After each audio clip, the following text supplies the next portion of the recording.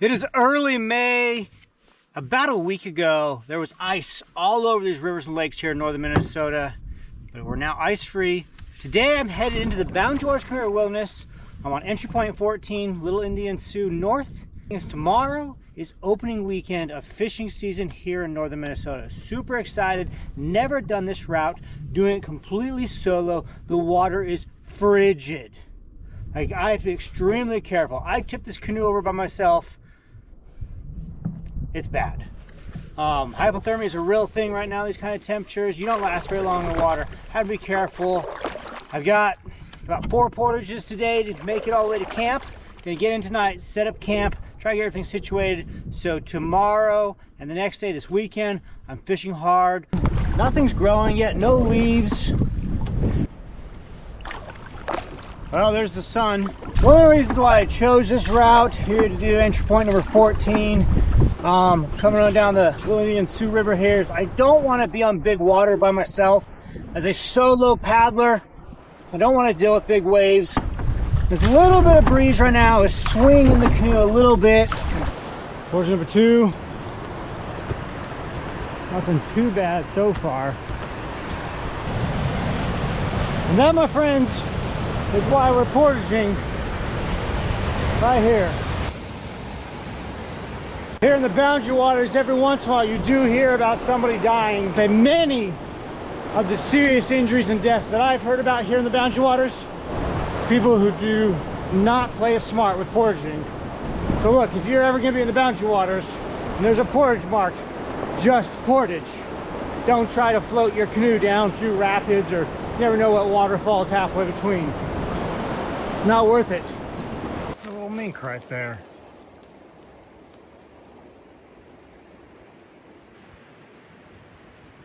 I am a little bit worried about weather. It is forecasted to possibly get some snow. The temperatures are going to be below freezing at night. In fact, it looks like it might be even low 20s, upper teens. It's gonna be cold.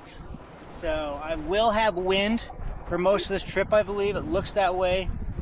One of my favorite things is to challenge myself and travel to remote places on the planet where things are still wild, whether it's wilderness or tundra or mountains or jungle. So I'm going to be headed down the Little Indian Sioux River, put in at entry point 14, take the river, portage, back under the river, portage. I'll end up in Upper Pondness Lake, then I'll portage into Lower Pondness Lake, and I'm gonna base camp there. Spring runoff's pretty good right now. But in the summertime, that thing's barely a trickle. Last portage of the day.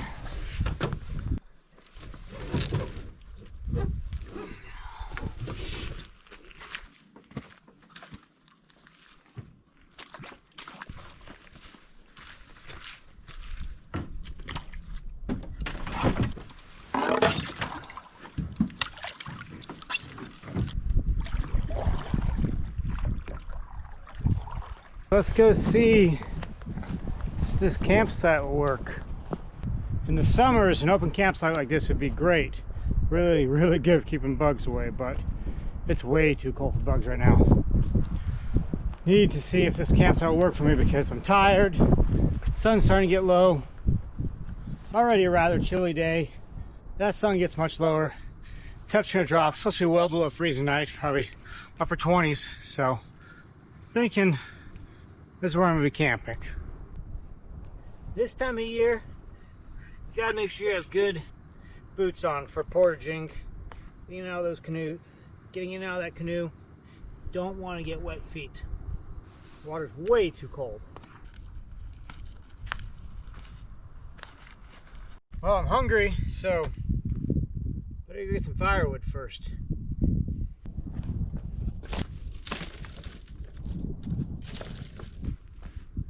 The good news for firewood this time of year is I kind of doubt there's been anyone at this campsite since last fall. So there's branches down everywhere. There's stuff that the beaver's been chewing on here, some branches stuff. Pretty easy to find firewood.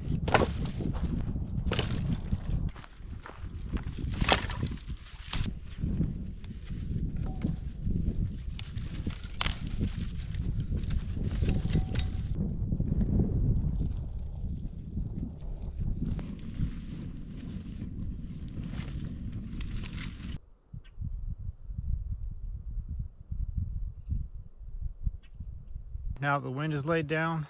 Feels quite a bit warmer, still chilly. Clear skies tonight. It's gonna get really cold. Temps are gonna drop into the 20s tonight. Whew, it's gonna be chilly. It's perfectly calm, just gorgeous. Nothing out there. It feels like I'm the only person in the world here.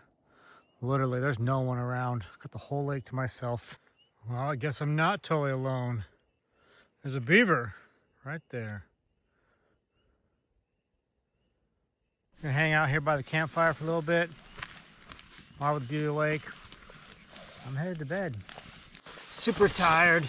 It's getting really cold outside. Normally on one of these trips I'd use a tent hammock. That's my preferred way to camp and sleep, but these kind of temperatures, I'm gonna go with the tent. A nice sleeping pad. And I did pack in the flannel lined Sub-Zero sleeping bag for this trip. Tomorrow's a big day. We're gonna be fishing. Hopefully a lot of fishing. Well, hopefully a lot of catching fish. I'm gonna go try to find that waterfall, Devil's Cascade. Should be pretty close to it now. And see what that looks like. So we'll see you in the morning. I'm going to bed. Good night. Oh, I'm so glad I brought a warm sleeping bag. That would have been miserable.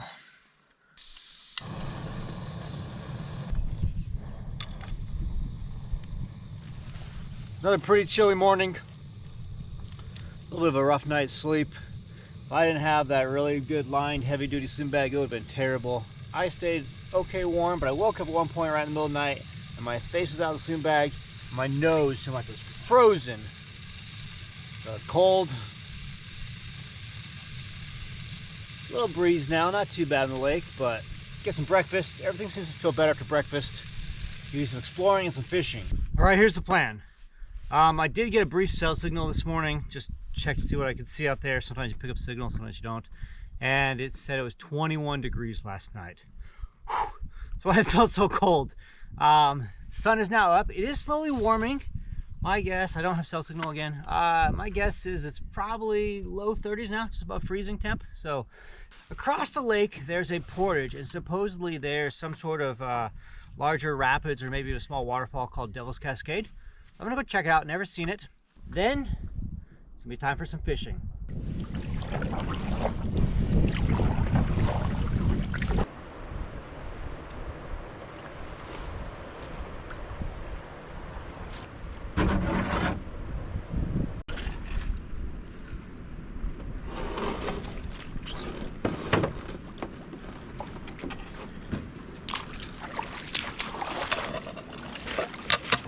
This is an interesting portage.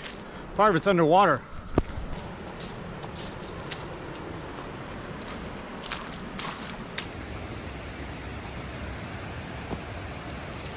Well, that was a pretty amazing little hike. What a gorgeous, gorgeous hike. The river cutting through the granite like that, and a couple of series of waterfalls. Look at the lake out there. It looks really nice and pretty right now. A little bit of breeze. Far side of the lake's probably got a little water moving. I tell you, the tranquility right now. This solitude is amazing.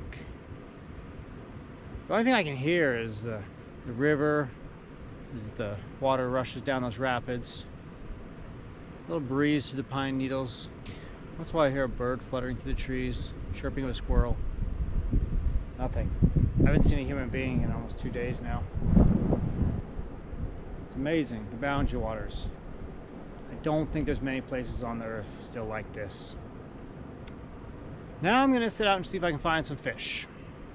This is why I came here, opening weekend. We got rapids feeding into the water here. Highly oxygenated water right here. Oftentimes fish hang out right at the edge of the seams. So we're gonna fish here. Look back in the trees there, you can see Devil's Cascade back there. Beautiful setting.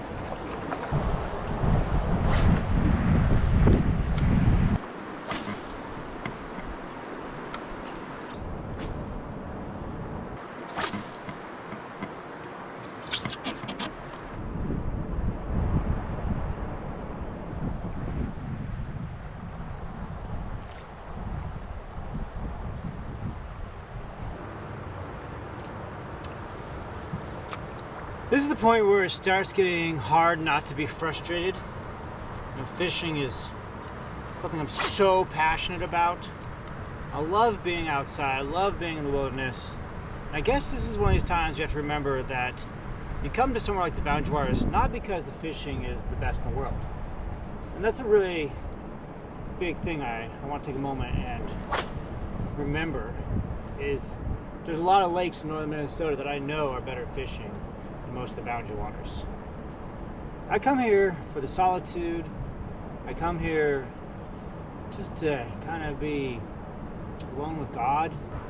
I come for the camping, just the time. Fishing's a bonus, but it is getting a little bit frustrating right now. Not even had a bite. I have tried a couple different hook setups with fake minnows, used dead minnows. I've used black and gold husky jerk. I've used a jointed Rapala crankbait. You know, things that I would normally think this time of year in cold water would work very well. I did change now. I'm throwing a beetle spin. Oftentimes beetle spins work great for me, so just trying. Not even a bite.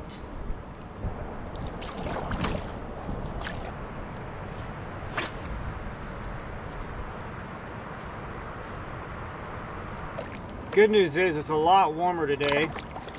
Now that I'm out of the wind, it's probably in the mid-40s today. And trust me, that's a lot warmer than it was.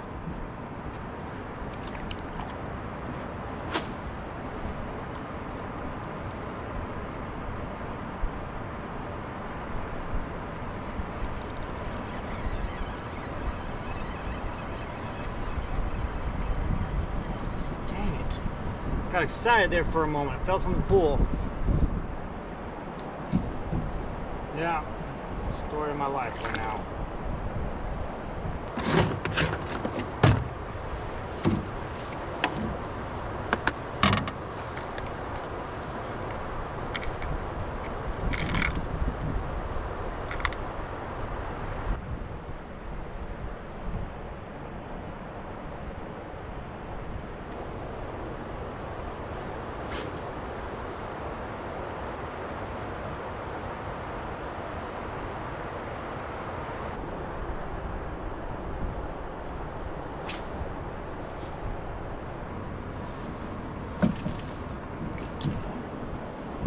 Well, that's frustrating, but the sun's getting lower in the sky. Temperatures are going to drop again as that sun gets down. Still got a portage back. Good news is, I've got a steak waiting for me. Cook some dinner tonight. Regroup, I guess, and try something new in the morning. I don't know.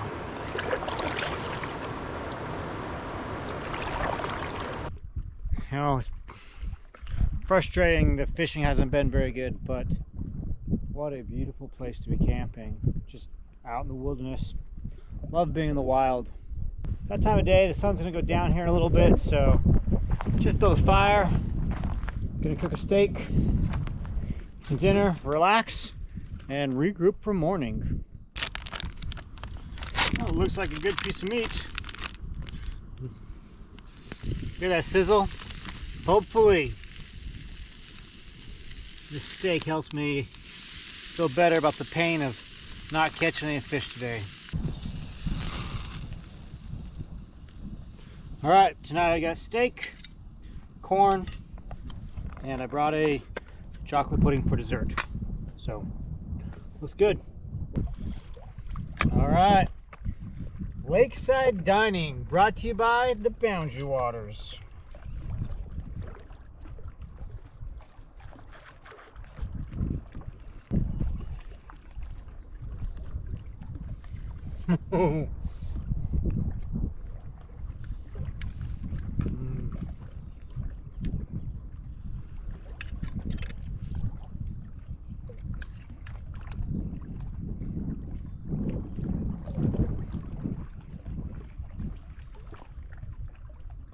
Corn tastes like normal dehydrated corn that's been rehydrated, but the steak is excellent.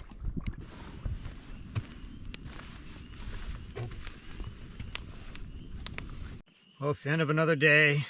Get ready for bed.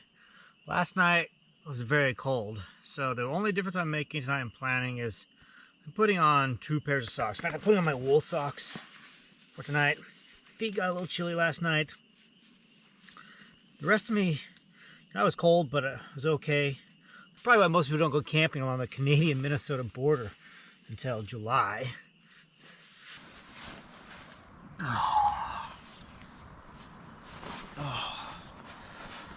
Morning. Well, last night was much better. Got better sleep.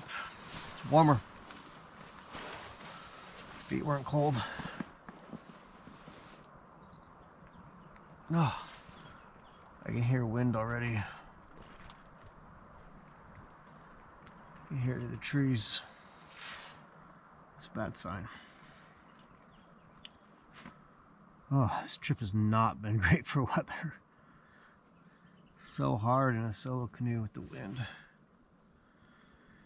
You know, that's the thing, is you come out in the wilderness like this and there's this inherent risk for being in the wilderness and camping, and certain stuff's just built in. It's life. There's inherent risk in everything. You come in the woods and the wilderness and, you know, paddling, and there's a chance of tipping over a canoe. There's a chance of hypothermia. There's a chance of falling. There's a chance of rolling your ankle. There's just certain things that make the boundary waters or camping and the wilderness in general dangerous. Then you do it solo. Those risks are all amplified. A rolled ankle here by yourself, you're stranded. Tip over a canoe by yourself in a solo canoe. Chance of survival's pretty slim. So you wake up and hear wind like this, you think, oh, because not only is the risk of injury or stuff amplified, but the difficulty of everything is also amplified. I guess one positive of it being cold and knowing that it was going to be pretty cold is I did bring a lot more fresh food than I normally would. Usually my first dinner, steak or chicken. My first breakfast is eggs, bacon, that sort of thing. On this trip, I'm on day 3 and I'm still on fresh food. This is my last meal of anything fresh that I brought. I knew it would be cold, so I'd keep well at night. Today, breakfast, scrambled eggs.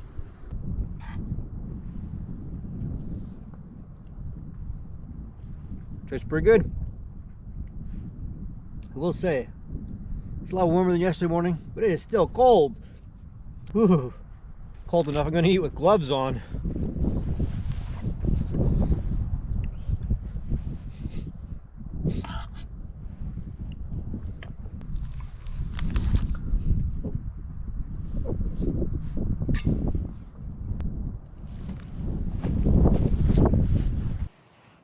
This is where I'm at right now. That's my campsite. Got a short paddle across the lake right here. 213 rod portage. Oh, that's 2/3 of a mile or so. So, not thrilled about that. It's about twice the length of the portage I did yesterday and here in Shell Lake. Well, so far this portage is not bad at all. It's long, but nothing too steep. A little bit of rise. Good footing. This is a little confusing. I come out of the portage, I see water. I'm like, yes, it's over. Now I'm wondering if this is just a pond area that's somewhat submerged. Yeah, so that's exactly the case. There's a beaver hut over there, so my guess is a beaver has dammed up a stream or something like that, flooded this area out. There's now a pond right here in the middle of the portage. So I got really excited, thought, oh yay, the portage is over. Nope, just had to get back in the canoe and shoot across the little opening. It was too deep to walk across. Made it to Shell Lake. First thoughts, this is a lot bigger lake than I was on back there in Lower Pond S. So this is the biggest body of water I've been on this trip. It's breezy and I am all the way over here on the protected side and the water's moving.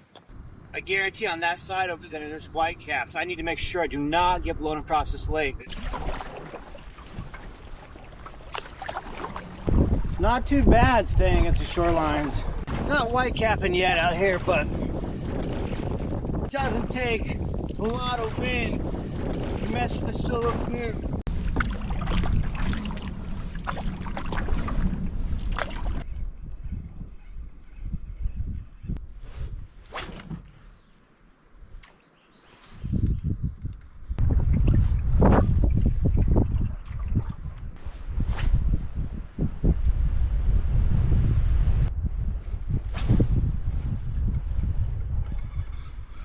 Come on, one fish on this trip. Start out high hopes of dozens of fish and nice fish fry. Oh! Strike.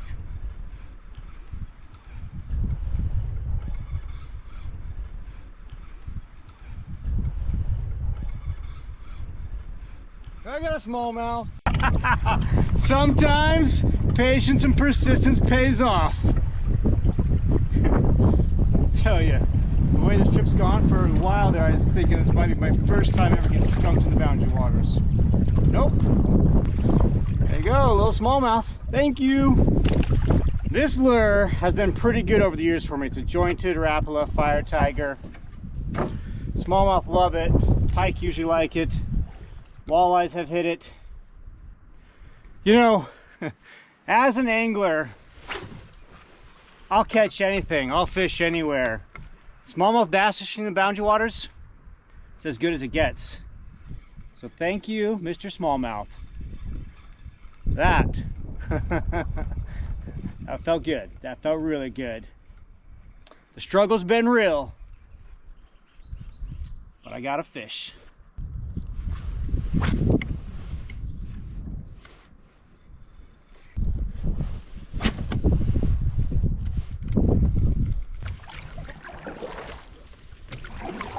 All right, new shoreline. Let's see what happens.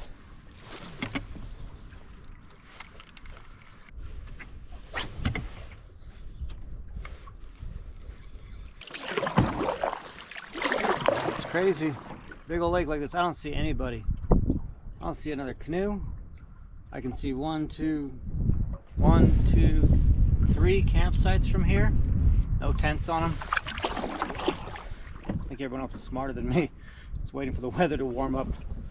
Probably everybody else knows the fishing will be better next week.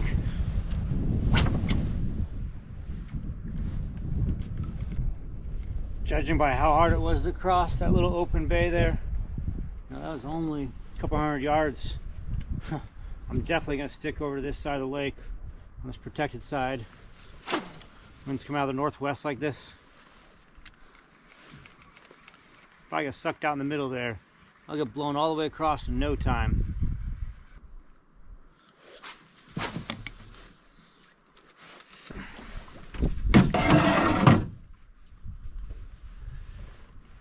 It's hard to tell with the way this cloud cover is. You cannot see time change of the sun much. The hours are ticking away. It's been a while since I caught a fish. This wind, I'm not paddling back to that shoreline again.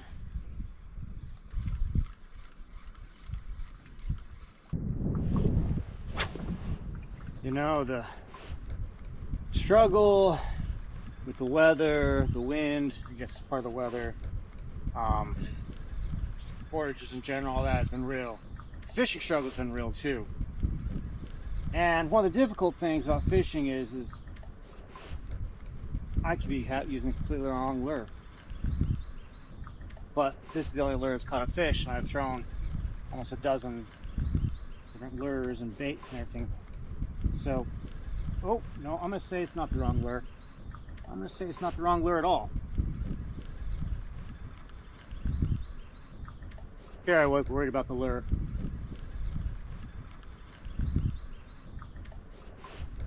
Yeah, I think that's the lure we're going to stick with right there. Ooh, a little bigger. Nice. There we go, another smallmouth. Again, not huge, but maybe we're onto something. I think I'm sticking with the lure. Alright, so the question becomes, are there any bigger ones out there? previous 2 days have had hours of casting, trying to find, oh, there's a log, find anything would bite, not a single strike. I come in here and 2 fish already. So much better.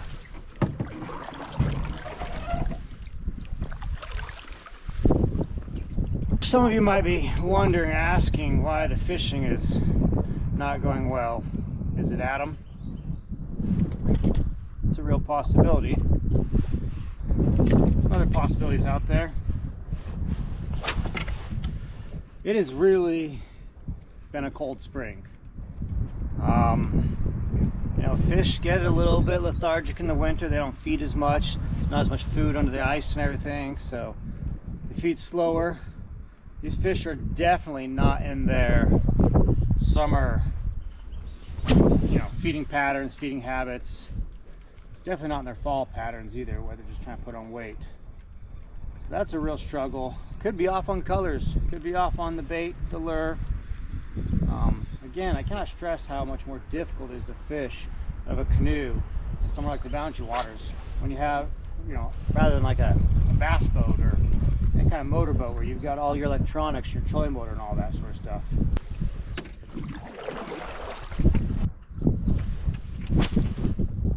I think the other thing that has to be taken into consideration here on the fishing is how little I know about these lakes. I've been in some pretty good fishing lakes in the Boundary Waters. Knife Lake is excellent. I've been in Basswood, excellent lake. Caribou up on the Gunflint Trail area, excellent fishing lake. A lot of really good fishing lakes out there. Duncan, Rose, you know, so many good lakes. But this one I don't know anything about. Any of these lakes have been fishing. So they could be just bad lakes for fishing. Or it could be me. I could just be using the wrong thing. And again, timing. I could be way off on timing. Next week, there might be an explosion here if the temperatures are come up. Supposedly, the next week's weather is looking much, much better.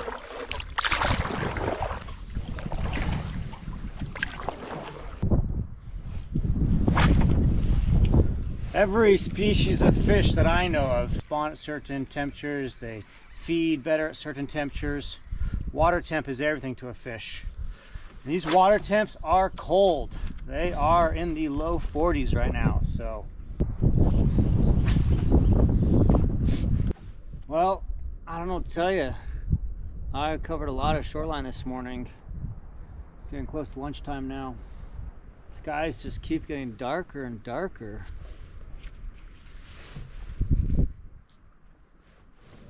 Sun's up there somewhere. But I have covered this entire protected shoreline. I do not dare go out into that. That is rough out there.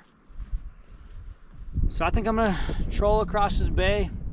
Still gotta portage back to my camp, make a plan.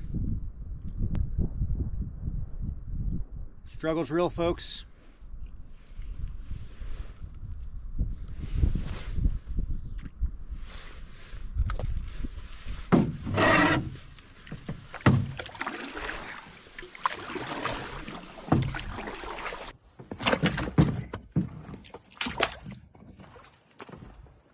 Oh, it's slippery there. Check out this beaver dam. Like serious work. Look at the size of that thing. These are trees in there. All these trees been gnawed off. Mud and grass packed into there. Wow. It's that pond I crossed earlier. That was a busy beaver. There's the beaver hut right there in the middle of the pond. Makes me wonder how long it takes for a beaver to do that. Well, this is kind of cool. Here's my prints. The only prints that have been through on this to go in each direction. And there's this. Pretty fresh. So I'm going across here. And people wonder why I love going to the remote parts of the world. You just find things you don't find anywhere else. Pretty cool. I don't know. I'm not a print expert, If I was to guess, and judging by that beaver dam and the beaver hut right there, maybe that's Mr. Beaver's print. Well, it's time to say goodbye to my campsite. It is early afternoon. I've got 4 or 5 hours of paddling and portaging to get back to the parking lot where I left my pickup truck. It's been a great time. I'm leaving some firewood for whoever comes here next. And if I get going now, I can make it back to my truck in time to be home by dark. And let's be real, I'm looking forward to sleeping in a nice warm bed tonight. I've dealt with a fair amount of weather over the years in the Boundary Waters. It's snowing. Don't know if the camera can see this because they're small, but it is snowing.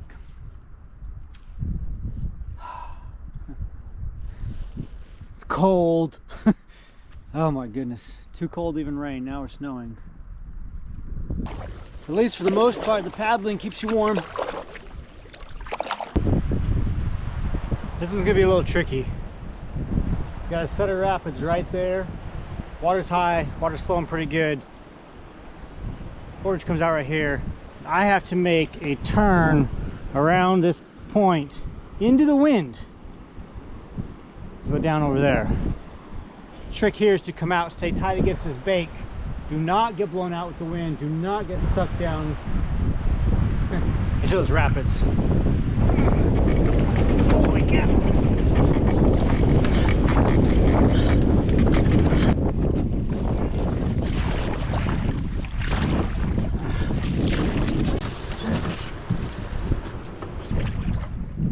Well, it's been a long day. Quite a few hours of paddling and portaging. Just about done.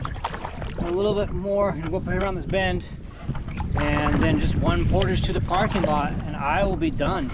I want to thank you for joining me on this trip. The Boundary Waters is a very special place to me. It's a place where you can be by yourself, you can be with family and friends. It's quiet, it's very peaceful, it's very remote, pristine.